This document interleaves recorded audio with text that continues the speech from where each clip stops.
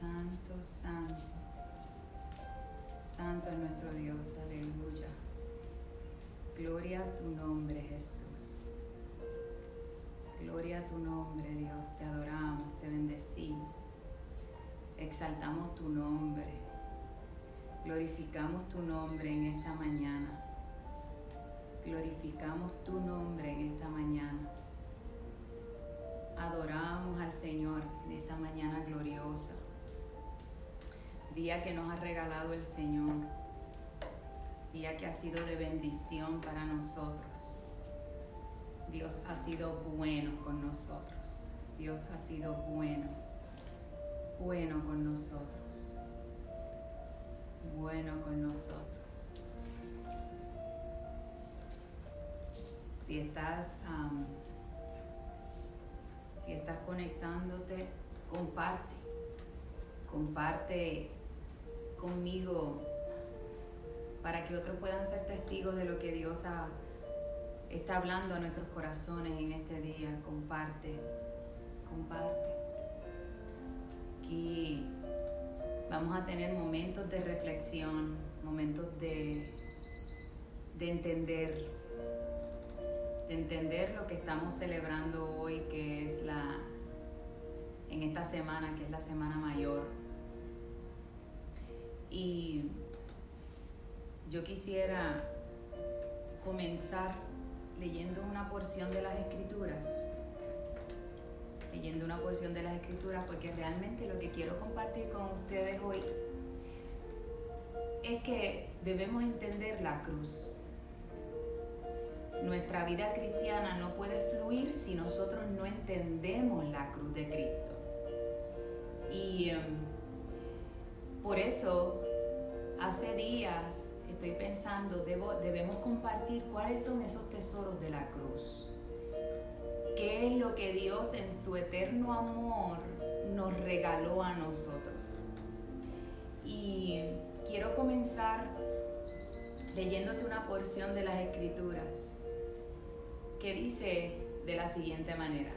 Está en Colosenses 2, del 2 al 3, y dice: quiero que lo sepan, para que cobren ánimo, permanezcan unidos por amor y tengan toda la riqueza que proviene de la convicción y del entendimiento. Así conocerán el misterio de Dios, es decir, a Cristo, en quien están escondidos todos los tesoros de la sabiduría y del conocimiento. Mire, el misterio de la cruz de Cristo originalmente siempre a mí me había sido difícil de entender.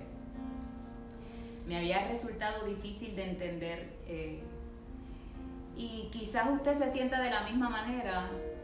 Yo solía pensar que era solamente una gran tradición, que salíamos el día de resurrección, que mi mamá nos vestía bien bonito, nos ponía trajes bien lindos de muchos colores, de muchas flores, colores pasteles. Procurábamos ese domingo estar en la iglesia. El viernes era un día tan solemne, Viernes Santo. En mi casa se procuraba silencio y mi papá ponía desde temprano las películas de Jesús. Y eso era lo que veíamos todo el día. Y para mí ese era el entendimiento en ese momento que yo tenía de la cruz.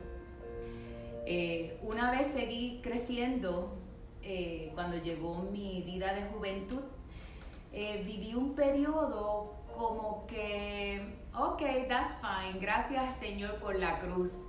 Y podía cantar, pero no entendía la magnitud de lo que es la cruz de Cristo. No entendía cómo la cruz de Cristo iba a transformar mi vida.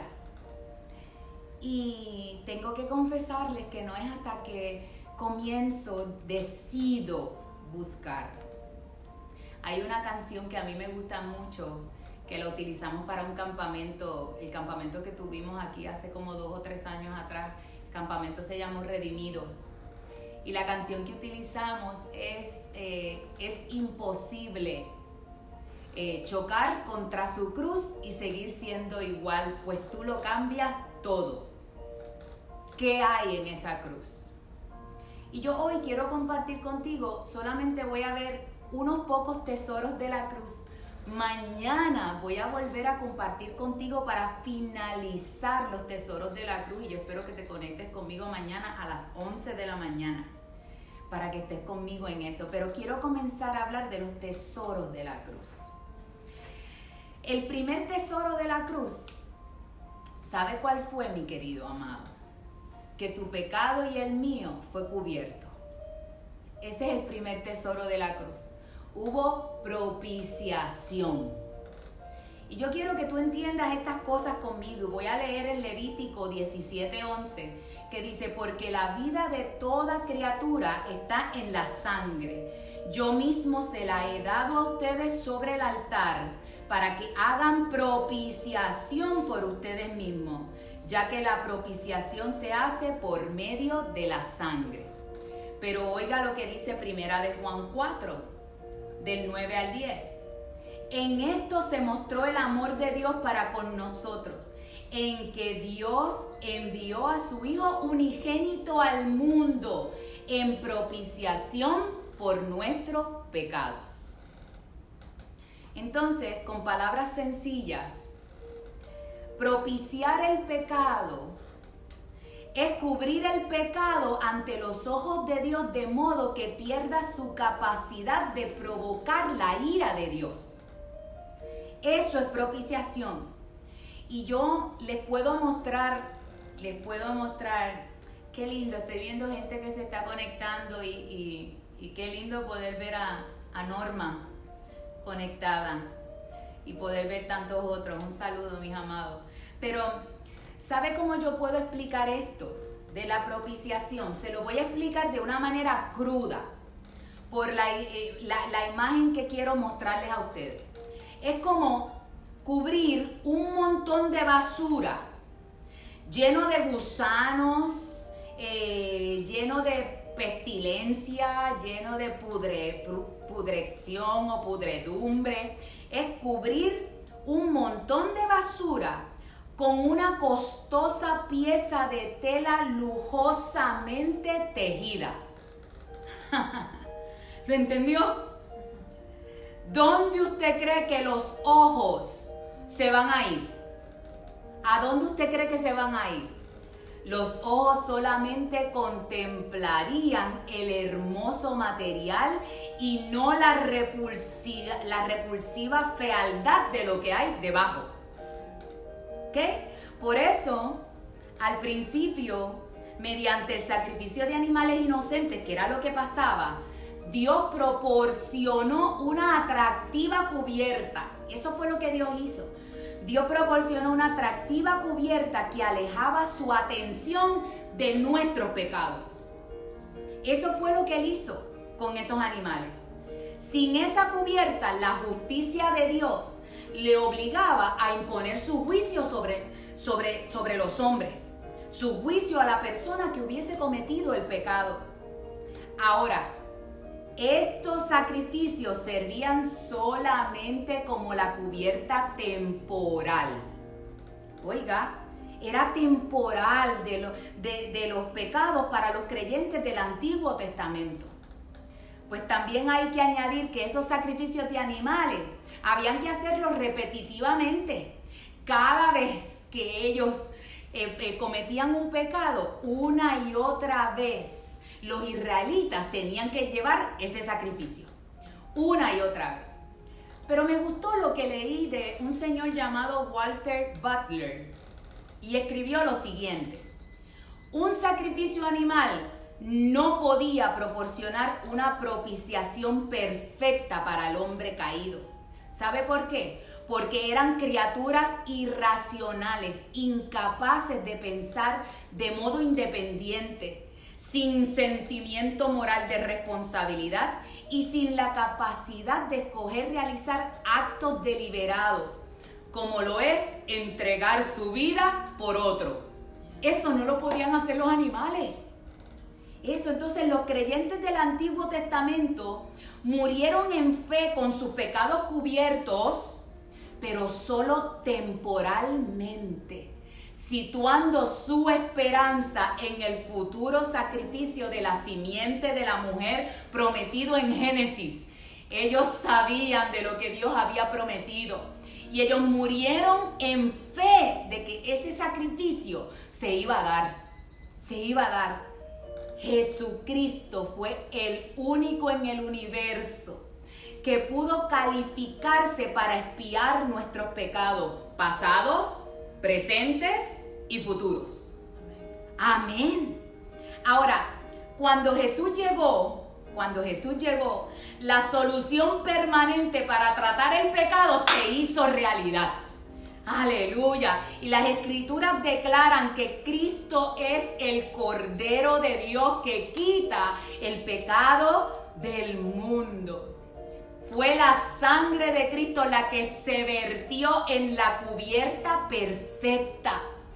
Representa el derramamiento voluntario, racional, de una vida sin pecado como ofrenda por el pecado para salvarnos a todos nosotros. Entonces mírelo de esta manera. Este costoso y hermosamente lujoso vestido de Jesucristo es lo que capta la atención de Dios en lugar de nuestros repulsivos pecados.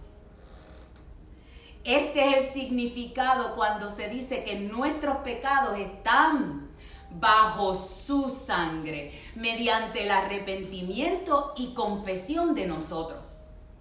Mire, mi querido, cuando Dios ve la sangre de su Hijo justo, ya no ve nuestros pecados. Esos pecados han perdido la capacidad de provocar la ira de Dios porque Jesús satisfizo.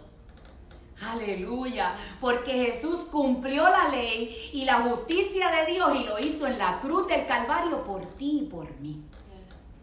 Nuestros pecados confesados ya no demandan el juicio de Dios porque no son visibles para Él. Él está viendo un lujoso y costoso, hermosamente vestido Hijo de gloria. Él no está viéndonos a nosotros. Ahora les voy a decir una cosa. No es que nuestro historial de pecado se desvanece. No es eso. Como si nunca hubieran sido cometidos. Es que ahora tenemos un hermoso vestido del sacrificio de Cristo que es puesto encima de nosotros. Aleluya. Aleluya. Además, oiga lo que le voy a decir, esa cubierta también viene acompañada con la nueva vestidura espiritual que Dios nos da. ¿Sabe qué? Dios mismo nos viste por medio de Cristo, ¿con qué? Dice la Biblia, con vestiduras blancas. Blanca, que dice la Biblia y las Escrituras, que Él nos las dará, porque de esa manera es que nosotros vamos a entrar en el cielo, con vestiduras blancas. Entonces, solamente aquellos cuyos pecados son cubiertos por la propiciación de Cristo en la cruz, están protegidos del juicio de Dios. Y ese juicio que Dios tiene que ejecutar sobre nuestros pecados. Mire, una vez cubiertos nuestros pecados, son quitados para siempre de los ojos de Dios, para no volver nunca jamás, oiga lo que le voy a decir, nunca jamás a interponerse entre nosotros y nuestro Creador. Gloria a Dios por ese primer tesoro. Ahora te voy a hablar del segundo tesoro. El segundo tesoro de la cruz es que Cristo tomó tu lugar y el mío. Aleluya. Hubo sustitución. Y yo quiero leerte en las Escrituras donde hubo esa sustitución. Y está en Lucas 22. Voy a leer varios. Lucas 22. Y dice de la siguiente manera: cuando llegó la hora, Jesús y sus apóstoles se sentaron a la mesa. Entonces le dijo: He tenido muchísimos deseos de comer esta Pascua con ustedes antes de padecer, pues les digo que no volveré a comerla hasta que tenga su pleno cumplimiento en el reino de Dios. También tomó pan y después de dar gracias lo partió, se lo dio a ellos y dijo: este pan es mi cuerpo entregado por ustedes. Hagan esto en memoria de mí. De la misma manera tomó la copa después de la cena y dijo: esta copa es el nuevo pacto en mi sangre, que es derramada por ustedes. Aleluya. Entonces, oiga, mi querido, ¿por qué es necesario? ¿Por qué se hizo necesario que Cristo tomara tu lugar y el mío? ¿Por qué es necesaria la sustitución? ¿Sabe por qué? Porque el carácter santo y justo de Dios requiere que se pague una pena de muerte por el pecado. Nosotros humanos somos pecadores y culpables de transgredir las leyes morales de Dios. Por tanto, dicen las Escrituras que debemos morir. Esa es nuestra sentencia. Sin embargo, mi querido Dios, en su eterna misericordia, proporcionó una sustitución para salvarnos del terrible juicio. Él permitió que otro ocupase nuestro lugar. Jesús es el Cordero de Dios sin pecado, el perfecto final sustituto sin pecado para los pecados de todos nosotros. Qué increíble, ¿verdad? Se le tuerce el corazón cuando uno escucha eso. Cristo murió por mí, Él ocupó el lugar que yo tenía que ocupar. Eso es lo que sucede cuando aplicamos la obra sustitutoria de Cristo en nuestras vidas. Mire, se lo voy a poner de esta manera. Oiga, como yo lo puedo mirar. Es como si nosotros mismos acompañásemos a Cristo cuando fue llevado a la muerte. Es como si nosotros mismos acompañásemos a Cristo después cuando lo llevaron al sepulcro. Es como si nosotros mismos saliéramos del sepulcro con Él y siendo resucitados de la muerte para vivir en el cielo y disfrutar para siempre de una continua comunión con Dios. Es como si nosotros lo hubiésemos hecho con Él. Es extraordinario entender ese segundo tesoro de sustitución. Ahora, oiga lo que le voy a decir. Otro tesoro de la cruz. ¿Sabe cuál es? Nos ha sido dada una posición correcta con Dios. Ese es el tercer tesoro de la cruz. Nos ha sido dada una posición correcta con Dios. ¿Sabe cómo se llama eso? Justicia. Justicia. Y yo quiero leer con ustedes. Voy a leer varios. Mateo 26, 36 y 39. Dice: luego fue Jesús con sus discípulos a un lugar llamado Getsemaní y les dijo: siéntense aquí mientras voy más allá a orar. Se llevó a Pedro y a los dos hijos de Zebedeo y comenzó a sentirse triste y angustiado. Esta es la angustia que me invade, que me siento morir, les dijo. Quédense aquí y manténganse despiertos conmigo. Yendo un poco más allá, se postró sobre su rostro y oró: Padre mío, si es posible, no me hagas beber este trago amargo, pero no sea lo que yo quiero, sino lo que quieras tú. Voy a leer en Lucas 22, 43 y 44.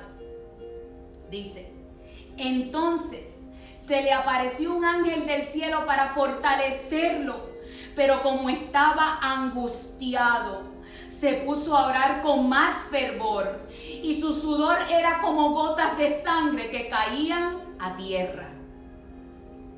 Voy a leer Hebreos 12, 2. Mire lo que dice las Escrituras.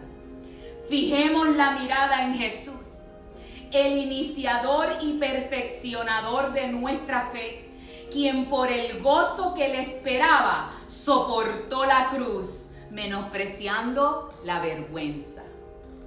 Aleluya. Este tercer tesoro de que nos ha sido dada una posición correcta con Dios. Mire, la mayor necesidad que tiene el pecador es la de ser hecho justo delante de Dios. Y el plan de Dios para rescatar la humanidad era el de insertar, aleluya, el de insertar a su Hijo sin pecado en la raza humana a fin de darnos una posición correcta delante de Dios. Mire, yo quiero que usted piense esto. Yo quiero que usted haga un ejercicio conmigo. Vamos a pensar. Aquí en la iglesia saben que cuando leo las escrituras, dele color cuando usted lea la Biblia. Mire, en el huerto de Getsemaní, el lado humano de Jesús comenzó a luchar con su sumisión. Que usted no había pensado en eso. El lado humano comenzó a luchar con su sumisión. Porque uno se pregunta, ¿qué fue lo que le causó a Jesús tal angustia en su decisión de beber la copa que su padre le estaba ofreciendo? Yo me pregunto, ¿qué contenía esa copa que hizo que el Hijo de Dios se retirase con tan abrumadora tristeza? Estaba lleno de dolor y de tristeza. ¿Te preguntas tú? ¿Qué fue?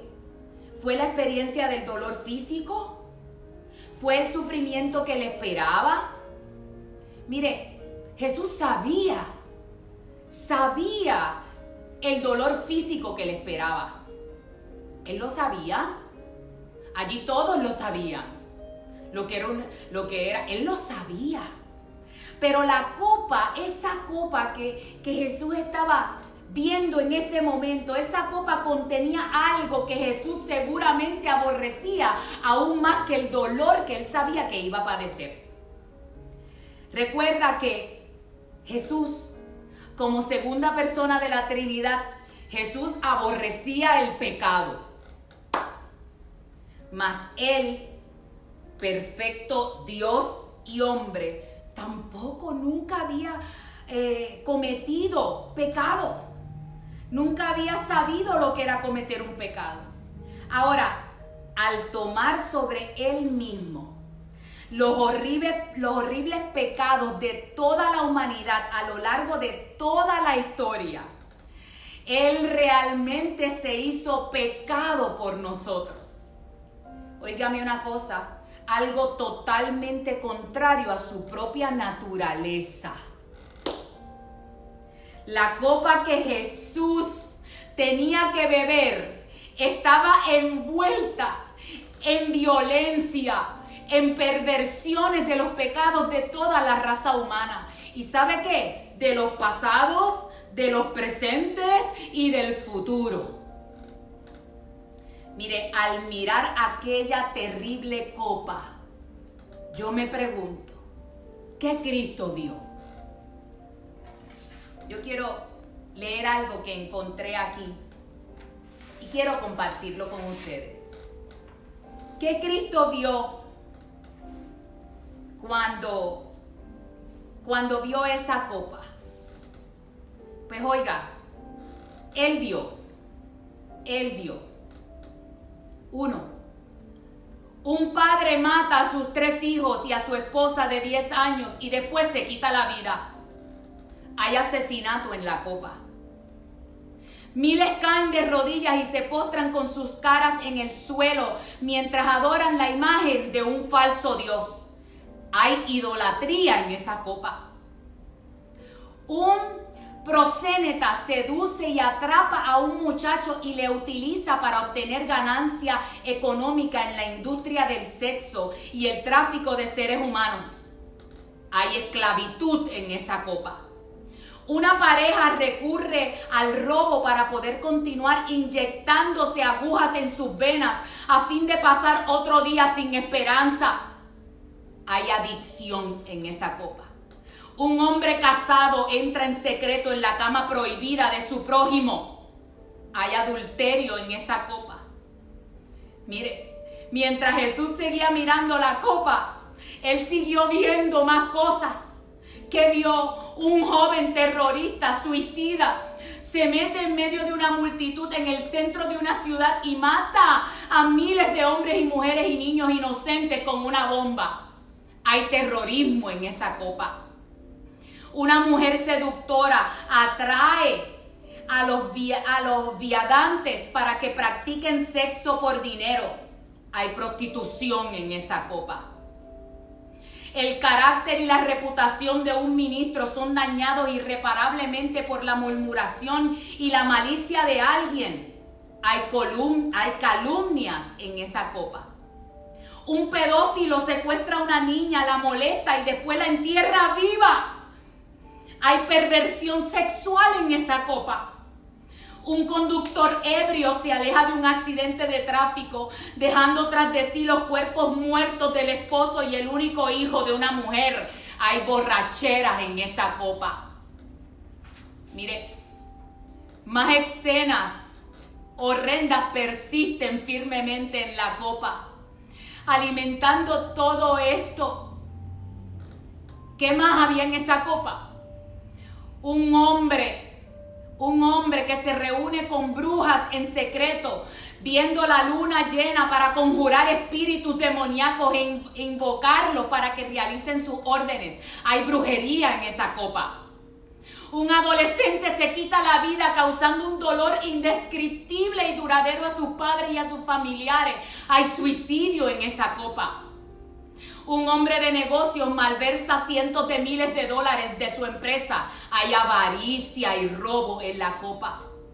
Un padre pervertido toma a su hija y hace su lujuriosa voluntad sobre su cuerpo inocente. Hay incesto en esa copa.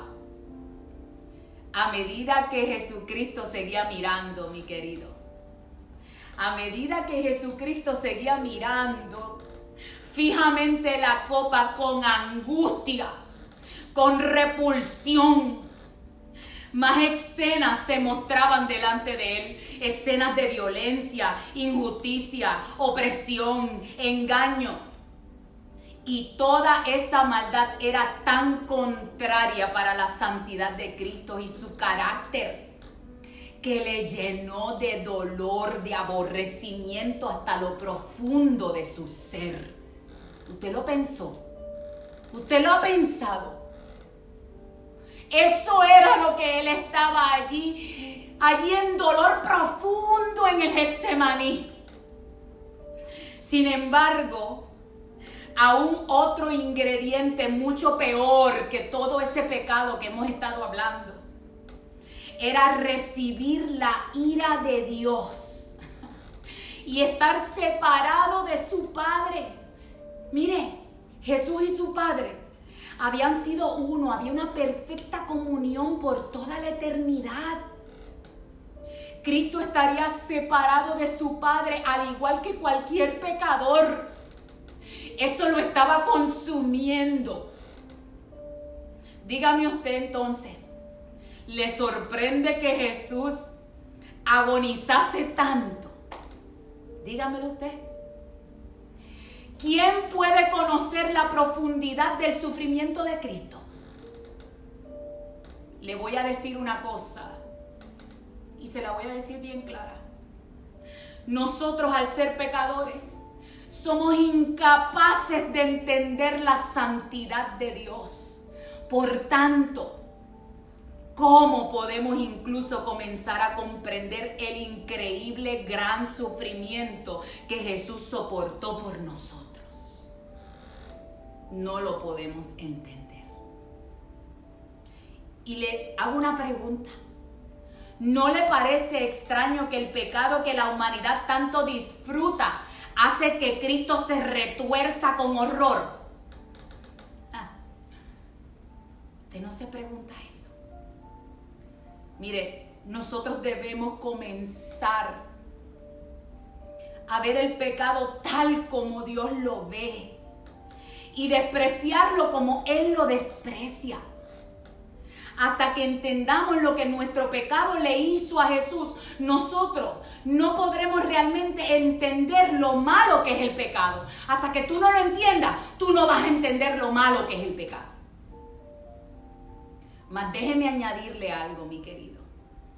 Recuerde que Jesús también viviría los ataques espirituales demoníacos, viviría traición, viviría abandono, odio, rechazo, vergüenza, humillación, burla, flagelación, que lo escupieran, los clavos, los espinos, la cruz. Añádele todo eso. La naturaleza sin pecado de Cristo se retorció ante el horror de beber esta copa y convertirse en portador de nuestro pecado. Mire, esto fue tan traumático que la Biblia dice, ¿qué dice? Que sudó grandes gotas de sangre. Eso se llama hematidrosis. Y luego dice la Biblia que con eso Jesús necesitó un ángel que le fortaleciese. Imagínese, haga el picture. Sin embargo, pasó algo extraordinario. Jesús, al mirar hacia adelante, más allá de la cruz, él vio, ¿sabe qué él vio? Las multitudes de aquellos a quien salvaría de la destrucción y que llevaría a la familia de Dios. Él vio la dicha eterna que ese momento temporal de agonía produciría. Y dice la Biblia que le llenó de gozo. Y gloria a Dios porque lo vio, porque ahí estamos tú y yo. Ahí estamos tú y yo. Y como yo pienso y me gusta darle color y entender, finalmente puedo ver a Jesús con manos temblorosas. Él levantó la copa y la puso sobre sus labios y el amargo contenido inundó todo su ser. Solamente el amor por su Padre, el ardiente deseo de hacer la voluntad del Padre y su apasionado amor por nosotros, aleluya, le movió a tomar lo que contenía aquella copa, siendo plenamente consciente de todo lo que le iba a costar. La Biblia dice que Dios a Jesús lo trató como pecador para que en él recibiéramos la justicia de Dios. Recuerda, mi querido, que en la medida que seguimos nosotros arrepintiéndonos y confiando en Cristo, la justicia de Cristo es la que nos dará la entrada al cielo. Y esto es un regalo de su gracia. Aleluya. Otro tesoro de la cruz. ¿Sabe cuál es? Que tenemos una relación restaurada. Tenemos reconciliación con el Padre. Aleluya. Mire, nosotros no podemos tener una buena relación con Él por medio de nuestros propios tratos y nuestros propios esfuerzos. ¿Cuánta gente yo me encuentro que hablan como si entendieran, como si conocieran, porque piensan que son salvos por sus propios esfuerzos? Mire, somos pecadores, malvados, incapaces de cumplir las normas absolutas de nuestro Dios. Pero Dios dice, y dice la Biblia, que Él es infinitamente misericordioso y bueno, y que Él desea nuestra comunión. Entonces Él tomó la iniciativa de reconciliarnos consigo mismo.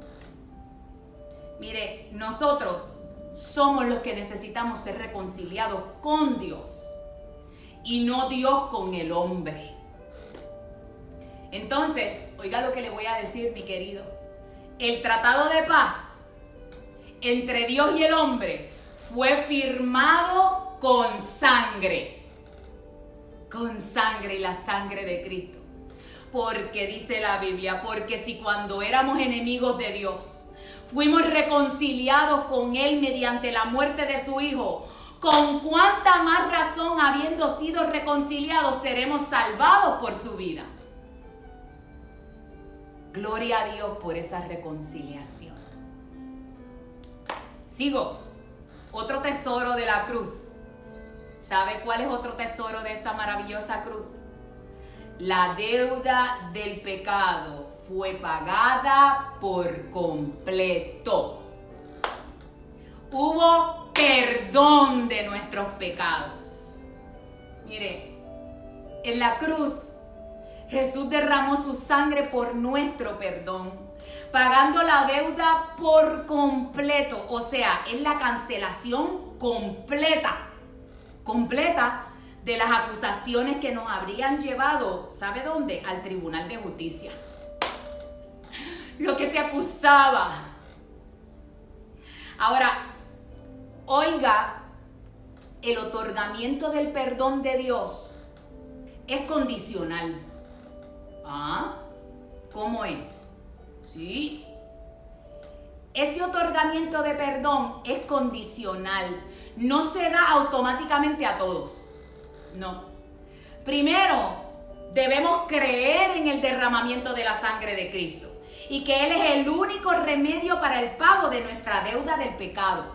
Tienes que creerlo y tienes que creer que Él es el Hijo de Dios que fue resucitado de los muertos. Tienes que creerlo.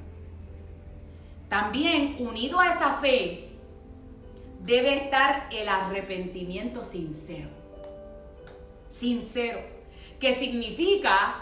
Un arrepentimiento sincero significa que tú vas a dar la espalda a caminar en pecado, para caminar en cambio con Dios, en obediencia a Dios, confiando en Dios.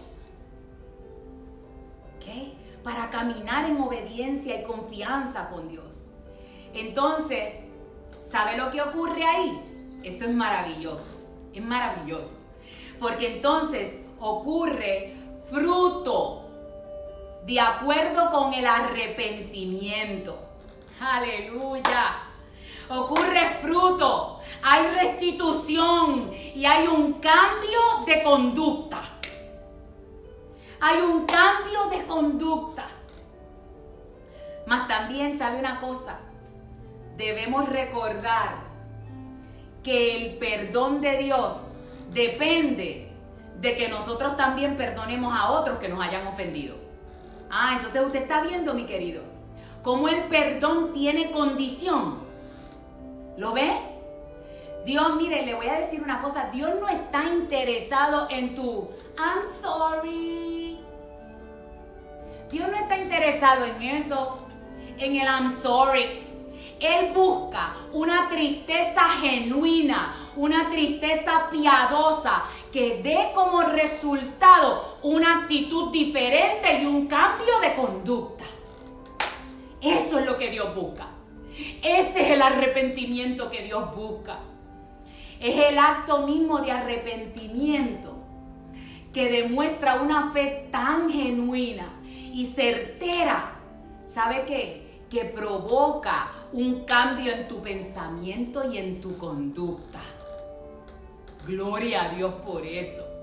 Si chocaste contra la cruz, tú no puedes seguir siendo igual. Tú no puedes seguir siendo igual. Oye lo que te voy a decir, mi querido. La falta de arrepentimiento es evidencia de que una persona nunca ha tenido fe en Cristo. Nunca. Mire, no importa, a pesar de lo que alguien pueda decir sobre su fe, si no existe arrepentimiento, si no existe una transformación continuada de carácter. ¿Usted escuchó bien lo que yo dije? Una transformación continuada. O sea, yo cambio todos los días. yo soy transformado todos los días. Todos los días yo tengo cambio. ¿Y sabe qué? Cuando yo tengo una fe así, entonces yo estoy siendo genuino en mi arrepentimiento. Pero si no es así, si yo no tengo una transformación continua de carácter, ¿sabe qué? Esa fe que yo digo tener no es otra cosa que solo palabras. La fe y el arrepentimiento, ¿sabe una cosa, mi querido? Personifican la experiencia de nuestra conversión a Dios. Ahora que Jesús ha completado su obra en la cruz, en su infinita bondad, Dios siempre va a intentar con persistencia y paciencia llevarnos a un lugar de arrepentimiento. ¿Usted lo sabe? Gloria a Dios por eso. Yo lo voy a invitar a que usted haga una asignación y usted lea la historia de Manasés. ¿Dónde usted la va a encontrar? En Segunda de Crónicas 33. Escríbeselo, por favor.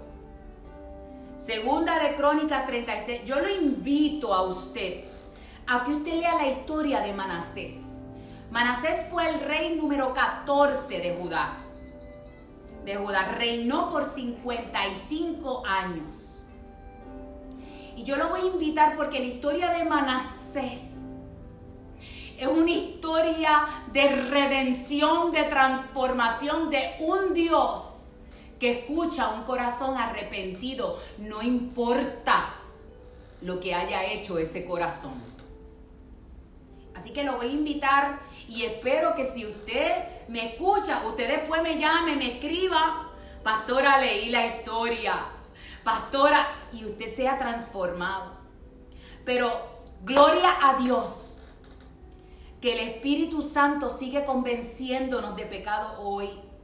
Y cuando respondemos a eso, dice la Biblia, que el mismo Dios se alegra junto a sus ángeles por un pecador que se arrepiente. Hay gozo en el cielo cada vez que un pecador se arrepiente. Recuerda, mi querido, que de nuestro pecado siempre habrá consecuencias. Nunca olvides eso. Nunca olvides eso, siempre habrá consecuencias, aun cuando nos hayamos arrepentido, aun cuando hayamos sido perdonados. ¿Y sabe por qué? Porque hay una ley que es de Dios también. Hay una ley de Dios que habla sobre la siembra y la cosecha. Lo que tú siembres, mi querido, eso tú vas a cosechar. Lo que tú hagas, de eso tú vas a tener respuesta. Pero nuestro Dios es tan bueno, que aún en nuestras consecuencias de pecado, cuando Él nos perdona, cuando Él nos restaura, Dios puede utilizar esos errores y esas consecuencias como aprendizaje, moldeándonos cada vez más a la imagen de Cristo. O sea, no te vas a escapar. No te vas a escapar que Él te meta las manos. No te vas a escapar. No olvidando así que continuamente, mi querido, nosotros necesitamos perdón. Continuamente necesitamos limpieza. Continuamente. Pero sabe una cosa, nuestro Dios nos promete. Y esto es parte de ese tesoro de la cruz. Nuestro Dios nos promete que si confesamos nuestros pecados, Dios es fiel y justo y nos perdonará y nos limpiará de toda maldad. Gloria a Dios por eso. Gloria a Dios por eso. ¿Sabe, mi querido? Voy a terminar con este último tesoro de la cruz. ¿Sabe cuál es el otro tesoro de la cruz?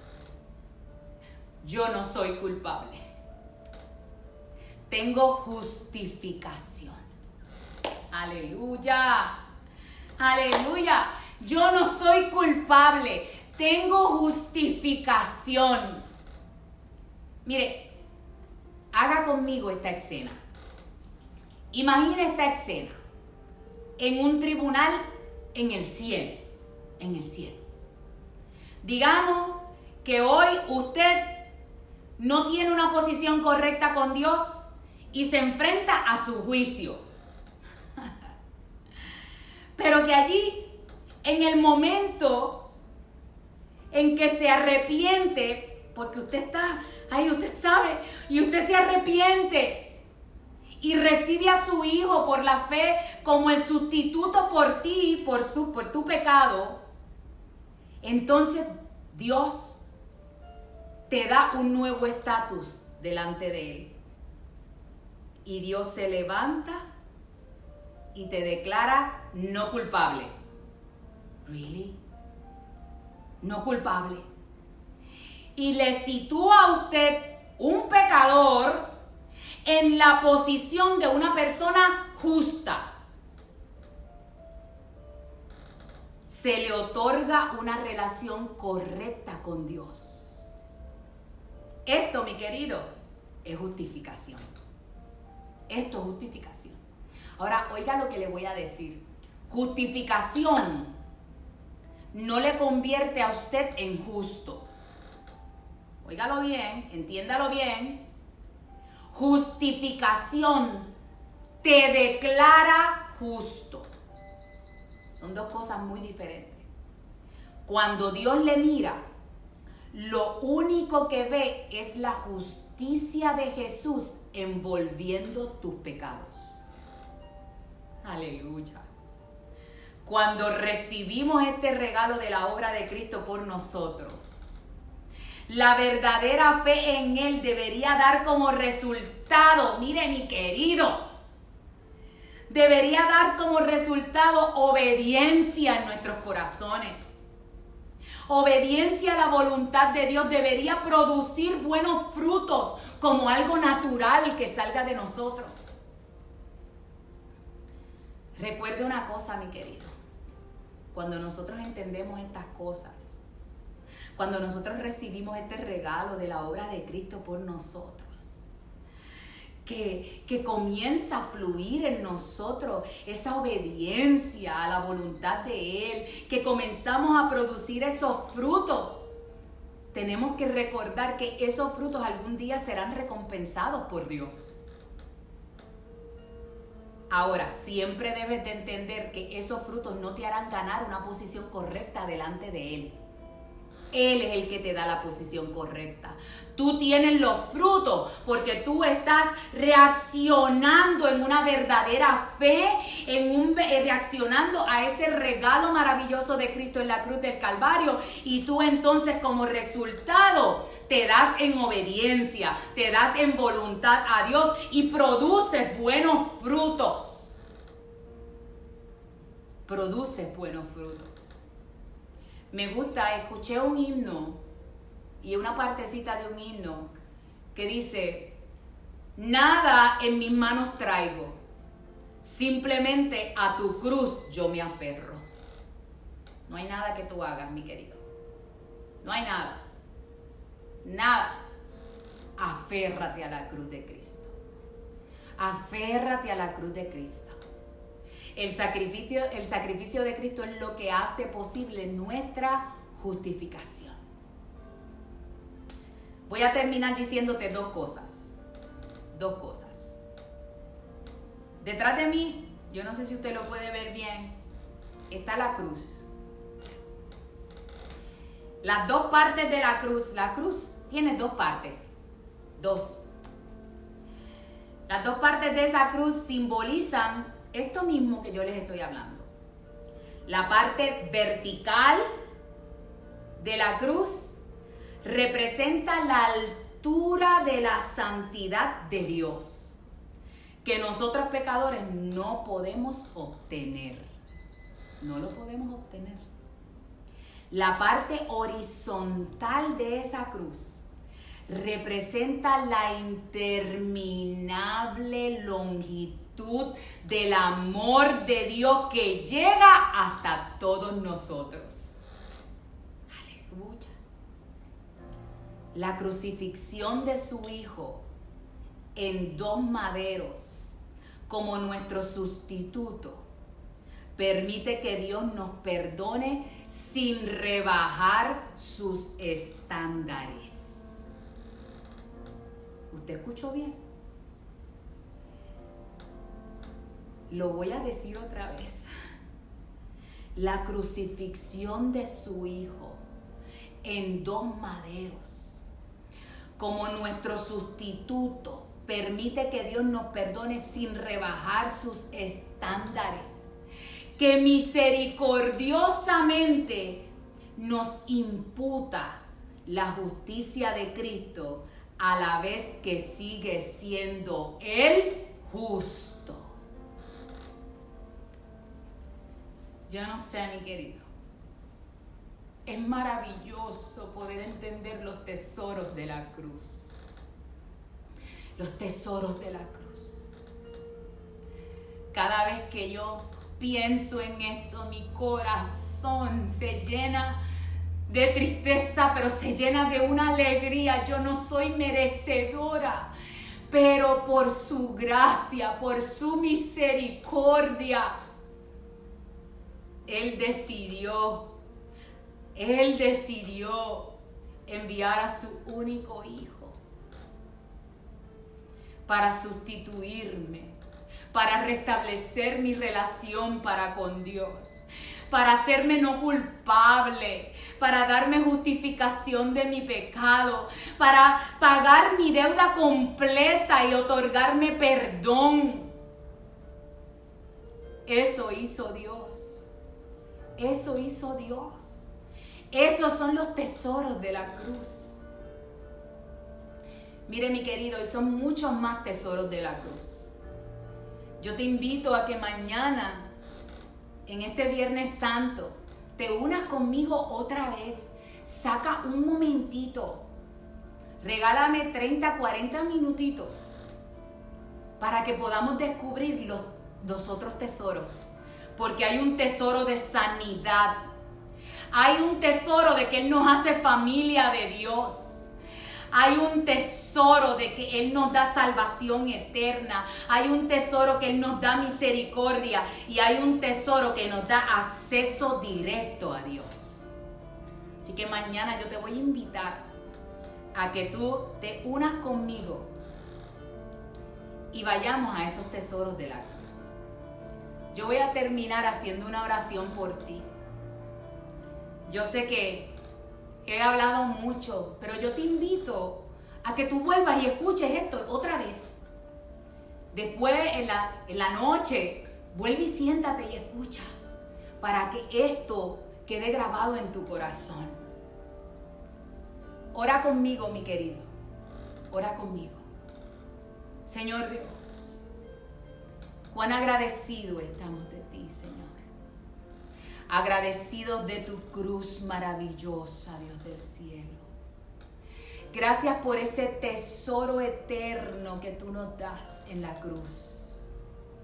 Oh Señor, permite, Padre, que nosotros entendamos estos tesoros, para que podamos cantar esa maravillosa canción, oh, yo siempre amaré esa cruz, que en sus triunfos mi gloria será. Y algún día, en vez de una cruz, mi corona Jesús me dará. Señor, permite que esta palabra quede sembrada en el corazón de tus hijos. De tal manera, Señor, de tal manera, que si chocamos contra tu cruz, nunca, jamás seamos iguales. Gracias, Señor.